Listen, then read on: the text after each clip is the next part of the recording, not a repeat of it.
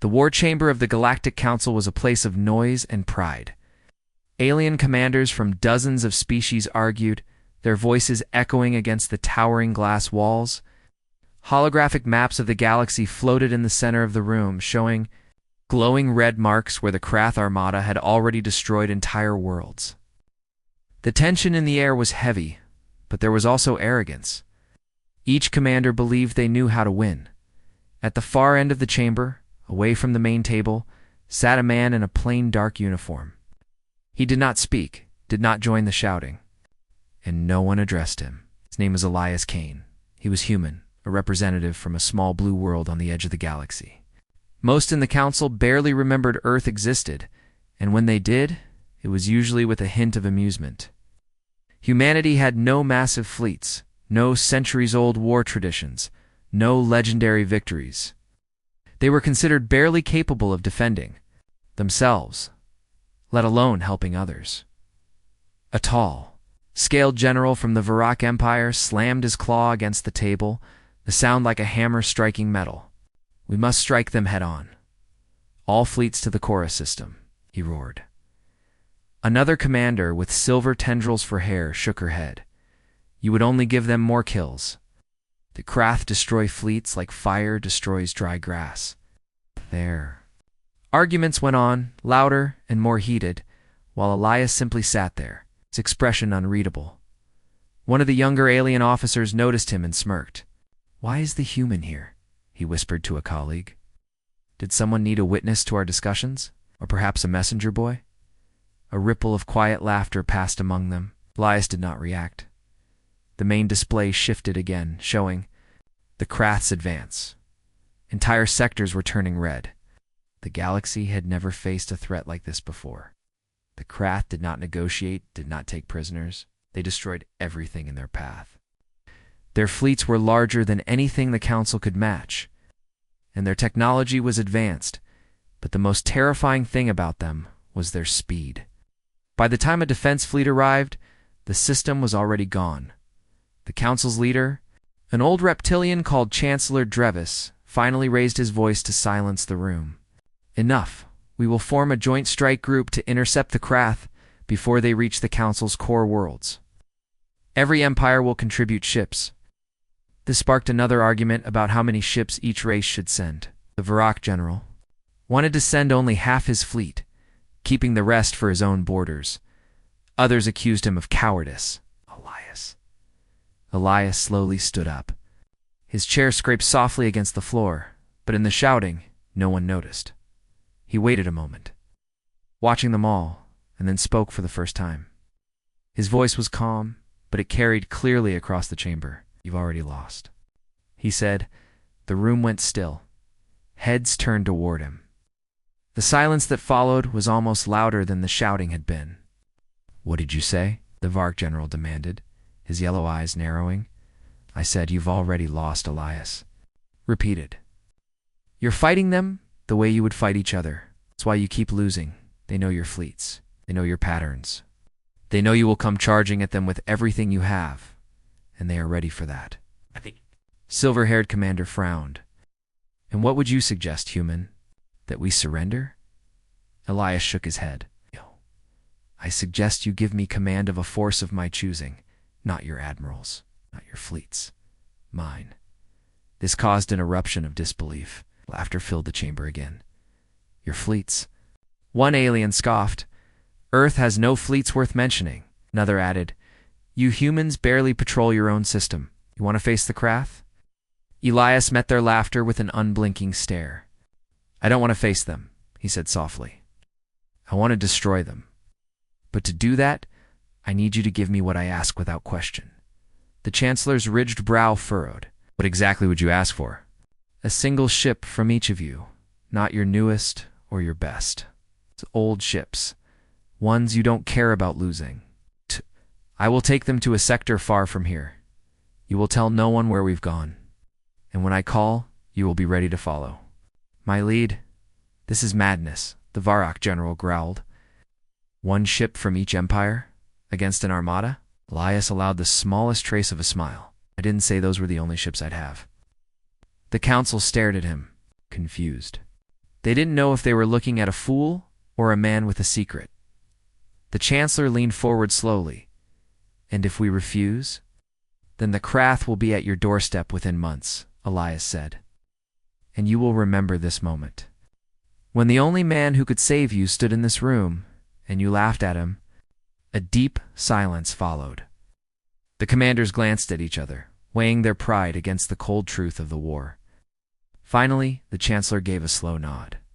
"Very well, human, you will have your ships.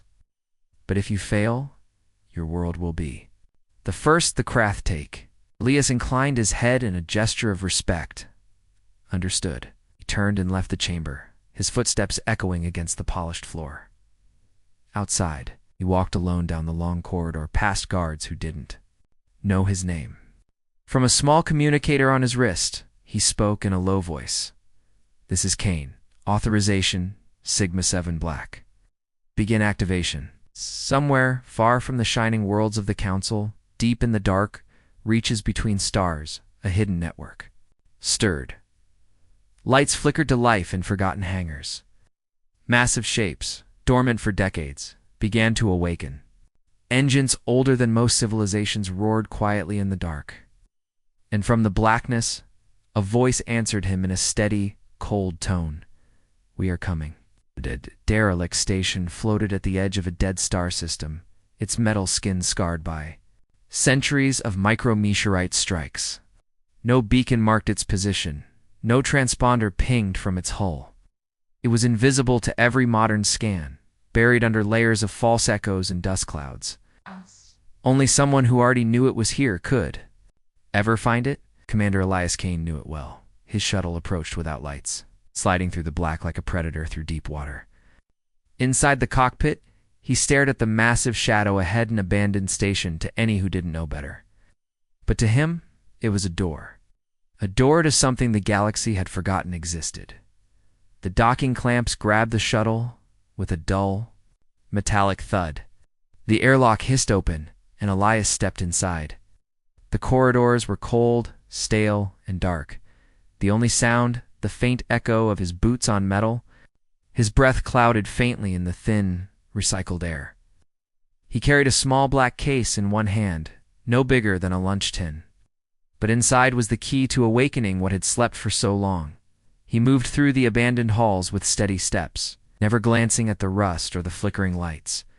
This place was older than the Galactic Council itself. It had been hidden since before most species could even travel between stars. He reached a wide chamber at the station's center. A massive communication array stood there, its surfaces layered in dust. No modern signal had touched it in centuries. Elias knelt by the central console and opened the case. Inside was a sleek black device with no markings, its surface smooth except for a single recessed switch. He attached it to the console with careful precision, fitting it into place like it had always belonged there. The moment he activated it, the station seemed to breathe for the first time in ages. Old circuits lit up with a faint, ghostly glow. A low hum filled the chamber. Through the ancient dish above, a signal pulsed out into the void. Not a normal Transmission, no known language, no pattern any alien AI could decode. It was a string of sounds and pulses so old they belonged to a time before the Council had united the galaxy. It was a call only one people would recognize. When it was done, the station fell silent again. Elias powered down the device, placed it back in the case, and walked out without looking back, far away in the Council's shining capital. Alien commanders were still scoffing at the humans' plan, in a tall spire overlooking the city. A blue-skinned aide handed a datapad to Chancellor Drevis. Reports indicate Commander Kane has left for a deserted system on the edge of the sector," she said. "Our scouts say there's nothing there but rock and dust." The Chancellor grunted. "Then he is wasting time. Let him play his little games. When he fails, the Council will be reminded why humans are not trusted with command." In the war room, the Varrock general laughed loudly when he heard the news. "He will return with excuses, not victories," he told the others. Perhaps the humans believe they can scare the Krath with ghost stories. But while they laughed, far beyond any mapped trade route, something began to move in the dark. In a region of space so empty, no one had charted it. Massive black shapes stirred from their resting places. Entire warships drifted free from hidden asteroids and hollow moons. Their hulls reflected no light, their engines silent but powerful. They had been built for one purpose, and one purpose only: war. The Oblivion fleet, each ship's systems powered up slowly like beasts waking from a deep slumber. Old codes were confirmed. Weapons came online. Crew members, humans hardened by generations of isolation, moved through the halls of their ships with grim purpose. Their armor was dark and unmarked, their eyes sharp. On the bridge of the largest vessel, towering dreadnought, older than any current model, a woman with iron-gray hair stared at the incoming signal. She was the fleet's commander, and her voice was cold steel when she spoke. "So, the signal has come again." Her second-in-command nodded. "It's Kane. He's calling us in." The commander's lips tightened, and the galaxy must truly be dying. Set course for his location. Silent running, no broadcasts.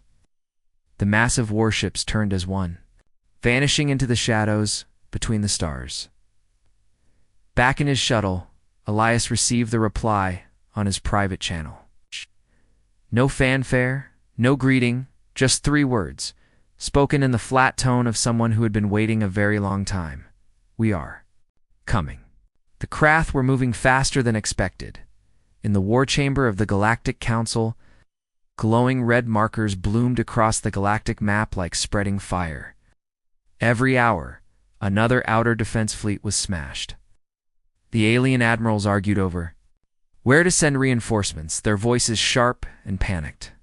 Only Chancellor Drevis sat in silence, his yellow eyes fixed on the growing tide of destruction. The doors hissed open, and Elias Kane stepped inside without asking permission. His dark uniform was the same plain one he had worn since the beginning, still without rank markings, still without medals. The room quieted, not out of respect, but curiosity.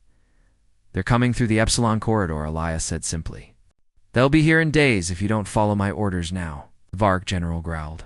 "We've already sent ships there. If you think your handful of outdated vessels can do better," Elias interrupted, without raising his voice, "my fleet is already in position."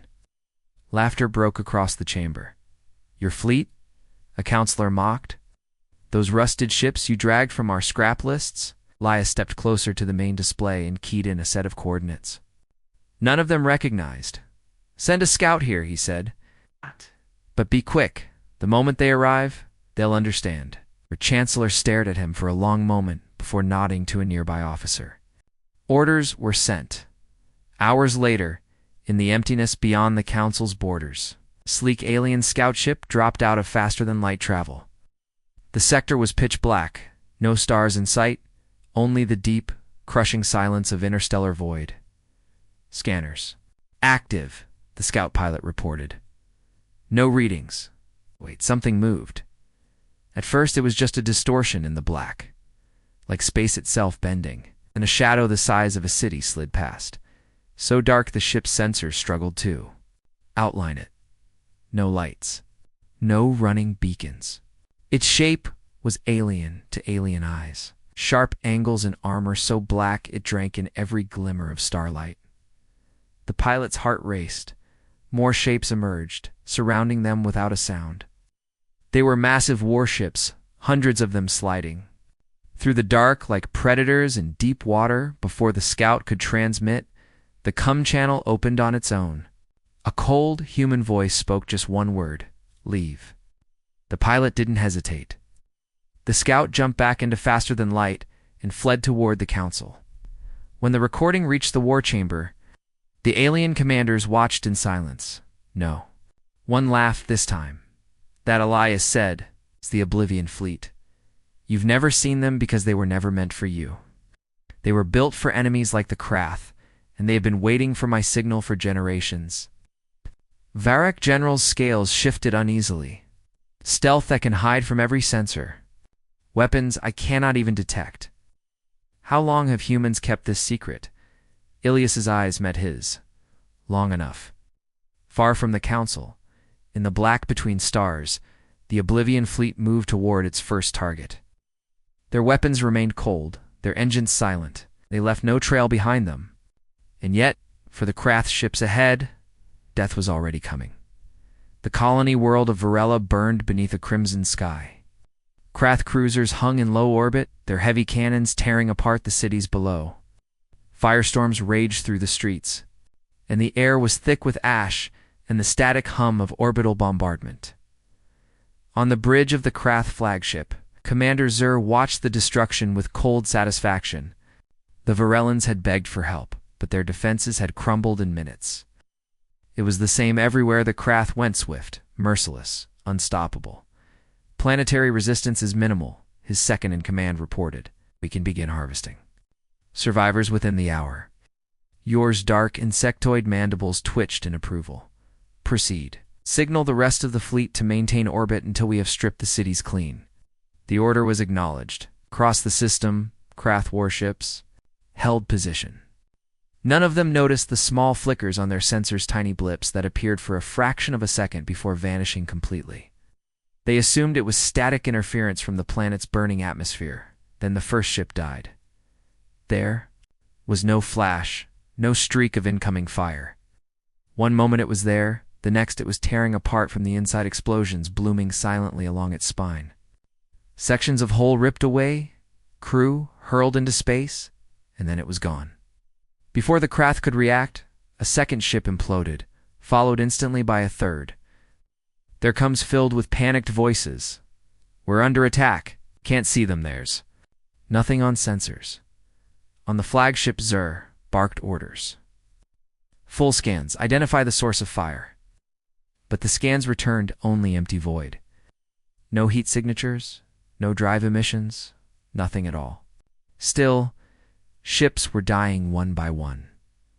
Out in the darkness, the Oblivion fleet moved. Black-armored destroyers slid between the Krath vessels, invisible to sight and machine alike. They fired in absolute silence, their weapons punching through enemy. Armor as though it were paper, not a single shot missed. Not a single ship survived more than a few seconds once targeted. On the bridge of the human dreadnought, Hades, Commander Kane stood behind his captain's chair, his eyes locked on the tactical display. Every Krath vessel was marked in red. 30 seconds. One of those marks vanished. Maintain stealth, Kane ordered quietly. They still don't know how many of us there are. Back in orbit over Varela, the Krath tried to flee. But each time, one of their ships turned for the edge of the system. Human cruiser appeared in its path and cloaking, only long enough to deliver a killing shot before vanishing again into nothingness. Within 12 minutes, the Krath fleet was gone. The citizens of Varela emerged from bunkers and underground shelters to a sky suddenly clear of enemy fire. The alien rescuers they expected never arrived. Instead, only a single ship appeared briefly above the capital city, a black warship with no insignia. It hovered for a moment, and then it was gone, vanishing into the stars without a sound. On Krath-controlled worlds, whispers began to spread. Crews spoke of silent reapers that came from nowhere, struck without warning, and left nothing behind. The Krath commanders dismissed the tales as superstition, but in the darkest corners of their fleets, some began to believe, and far away in the black between systems, Elias Kane prepared the next move. The war chamber of the Galactic Council was tense, but quieter than before. The recent destruction of a Krath vanguard had stunned even the most arrogant commanders. O still didn't understand how Elias Kane had done it, and he offered no explanation. He simply stood at the map table, watching the red swarm of Krath fleets pushing deeper into Council space. They're coming for the Solstice sector next, Kane said, his voice calm. If they take it, the route to the core. Worlds will be open. The Varak general leaned forward. Then we concentrate our fleets there. Hold the line, Kane shook his head. No, you'll withdraw your fleets from Solstice. The room erupted instantly. Withdraw? Leave it undefended? Are you mad, human? Kane didn't flinch. If you meet them there, they'll crush you. If you run, they'll think you're afraid. And when they believe you're afraid, they'll commit everything, every ship, every commander, into the chase. We want them all in one place. The silver-haired alien commander narrowed. Her eyes, And where would that place be? Kane keyed in a set of coordinates on the holomap. The sector lit up in pale blue. It was an empty region. No inhabited planets, no trade routes, just a scattering of asteroid fields and an unstable binary.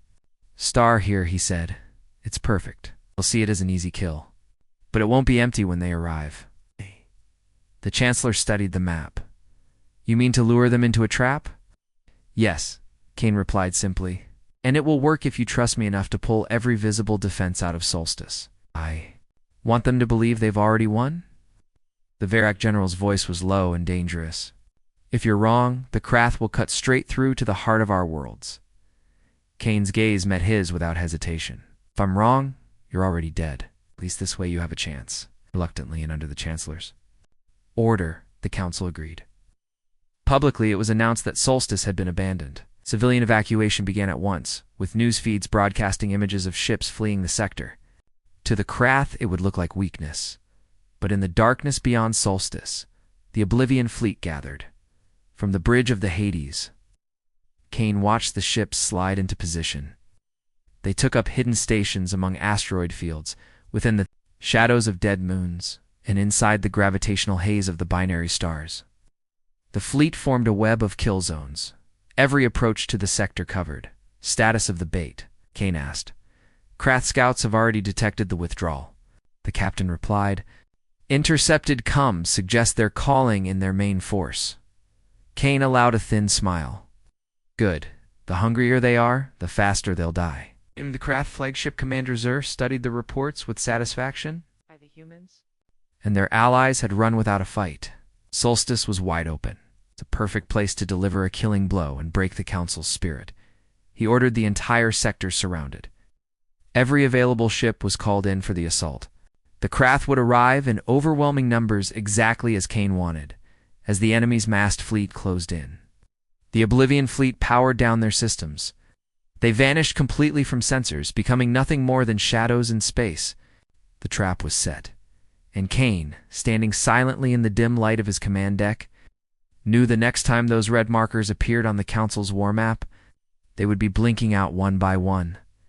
The Solstice sector lay in darkness. 2 dying.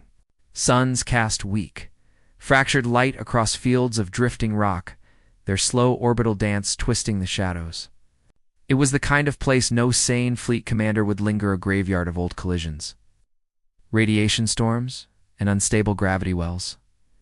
The Krath armada arrived in force. Hundreds of warships tore out of faster-than-light transit engines, blazing like hungry predators closing in on wounded prey. Their formations stretched across the sector, cruisers and destroyers moving ahead while massive battleships followed.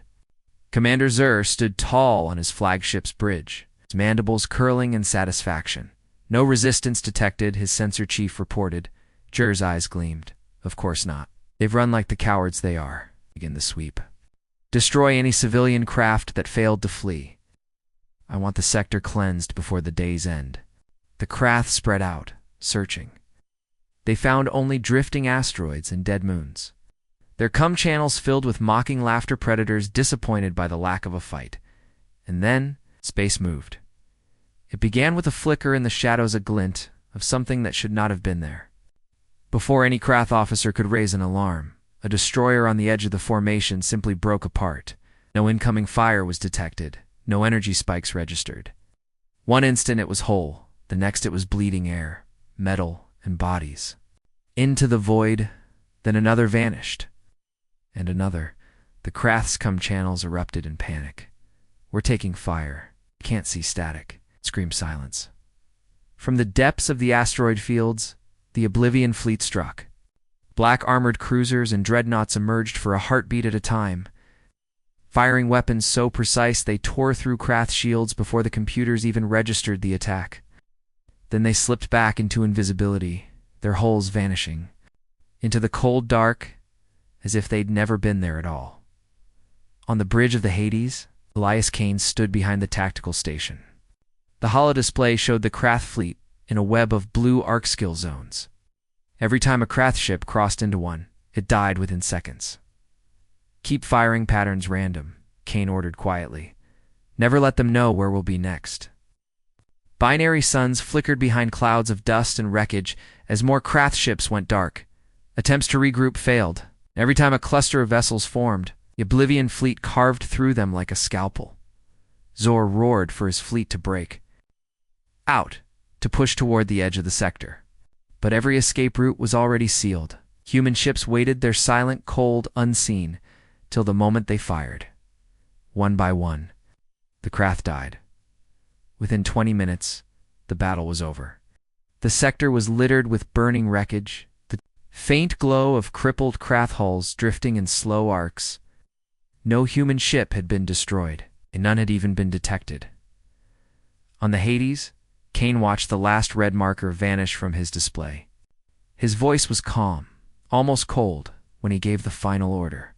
Retrieve survivors, if you find them. Leave the rest for the dark.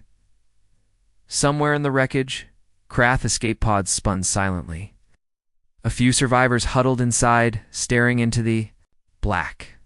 They swore they saw shapes moving just beyond the glass shapes with no lights, no sound before vanishing again. The legend of the Silent Reapers spread that day, not because of what the survivors saw, but because of what they didn't. The Krath had never suffered a defeat like Solstice. For a species that thrived on fear, the silence of that loss was worse than any scream. Entire battle groups had vanished without firing a shot. The few survivors spoke in broken sentences about shadows in the dark, invisible warships, and death that struck without warning. Commander Zor had been among the lucky few to escape. Oh, luck was not how he saw it. His pride had been carved out of him that day, leaving behind only a cold, burning rage. He swore he would never run again. In the central war hall of the Krath Dominion, Zor stood before the Supreme Warlord. "We will gather every remaining ship," he vowed. "Every gun, every crew. We will draw the humans into one final battle. We will crush them and burn their world to ash." The warlord's voice was a low, rumbling growl, and see it done. The galaxy must remember who rules. The Void. And so, the last Krath Armada was born. Thousands of ships from every corner of their territory, war cruisers, dreadnoughts, carry assembled into a single massive force. The fleet's arrival blackened the skies of their staging system, a swarm of war machines so vast it could be seen from the planets below without magnification. The news spread fast. Spies carried word to the Galactic Council. The Council carried it to Elias Kane. On the bridge of the Hades, Kane studied the intelligence reports.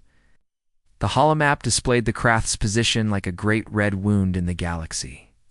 His officers exchanged uneasy glances. "That's all of them," the captain said quietly. "If they break through, they won't," Kane cut in. His voice was calm, but his eyes were locked on the map. "They've given us exactly what we need. One target. One killing ground." The captain hesitated. "What about the weapon?" "It's never been tested on a fleet this size." Kane's gaze didn't waver. "That's why we're going to use it now." The Oblivion fleet began its silent journey. No transmissions, no beacons only, the cold hum of engines buried deep. Within stealth plating, their destination was the Keller Rift, a star system shrouded in a shifting curtain of ion storms and unstable magnetic fields. Few ships dared to cross it, but Kane knew every shadow and corridor. As the Hades emerged into the rift, lightning crackled across the void, bathing the fleet in ghostly light. Massive energy spikes flashed and died across the binary storm clouds, masking the approach of the human ships. In the heart of the rift lay the weapon project Eclipse, a construct of black alloy the size of a small moon, hidden in the gravitational pull of a dead star. It was a relic from an age when humanity had been preparing for an enemy they hoped would never come. Kane stood before its control console, his hand hovering over the activation key. Once they're inside, he told his fleet, there will be no way out. Power, navigation, weapons, they will lose everything. And then we end it. Hours later, the Krath Armada arrived at the edge of the rift. Zor led from the front, convinced he had finally cornered the humans. "Push in," he ordered. "No escape." The swarm of ships poured into the storm, chasing faint sensor echoes of the Oblivion fleet. The rift swallowed them whole. Lightning dancing along their holes comes crackling with static from his command. Deck, Kane watched the red markers flood into the kill zone. His voice was a whisper, but every ship in the fleet heard it. Now, Project Eclipse awoke. A wave of invisible energy rippled through the rift. One by one, Grath. Ships went dark, engines sputtering, lights dying, weapons falling silent. Oh. In seconds, the largest armada in their history was reduced to a drifting graveyard. Kane's eyes narrowed. All ships, fire at will. The Oblivion fleet descended. The Keller Rift was quiet now. The ion storm still flickered across the void. Their light shone on nothing living, only twisted metal, drifting hull fragments, and the frozen remains of the Krath's final armada. The Oblivion fleet moved through the wreckage like silent predators after a hunt. Their weapons were cold, their formation unbroken. No ship in Kane's command had fallen. On the bridge of the Hades, Elias Kane stood at the central viewport, watching the drifting corpses of warships that had once terrified entire sectors. His voice was calm, almost indifferent, when he gave the final command: sweep the field. No survivors. The order was carried out with mechanical precision. Any remaining Krath escape pods were targeted and destroyed. No distress calls would reach beyond the rift. The Krath's dominion had not merely lost a battle, they had ceased to exist as a military power. When the task was complete, Kane opened a channel to the Galactic Council. The image of Chancellor Drevis appeared, his scaled face tight with disbelief. Behind him, the war chamber was filled with murmurs. "It's over," Kane said simply. "The Krath are gone." The Chancellor's eyes darted over the battle report, his expression shifting from shock to awe. "You've saved us all," he admitted. "Humanity will have a place of honor among the Council's protectors." But Kane shook his head. "No, we will not take a seat. We will not stay in your spotlight. My people fight from the shadows, and that's where we belong." Before Drevis could respond, the channel cut. The Oblivion fleet gathered once more, their black hulls fading into the darkness. One by one, they vanished from sensor range, slipping back into the uncharted voids where no one could follow. In the weeks that followed, the galaxy celebrated. Worlds once living in terror of the Krath lit their skies with fireworks, while songs were written, stories told of the mysterious human fleet that had come and gone like ghosts. They called them many things: the Silent Reapers, the Black Armada, the Deathless, but no one could say where they had come from or where they had gone. On Earth, far from the capital worlds, Kane walked alone through a quiet coastal town. The sun was low over the water, waves breaking gently on the shore. A small girl, no older than 6, ran past chasing a kite. Unaware that the man she brushed by had just changed the fate of the galaxy, Kane watched her for a moment, a faint smile on his lips, then turned and kept walking. Somewhere out there, beyond the horizon, his fleet waited, and if the galaxy ever forgot what humanity was capable of, the Silent Reapers would return unseen, unheard, unstoppable.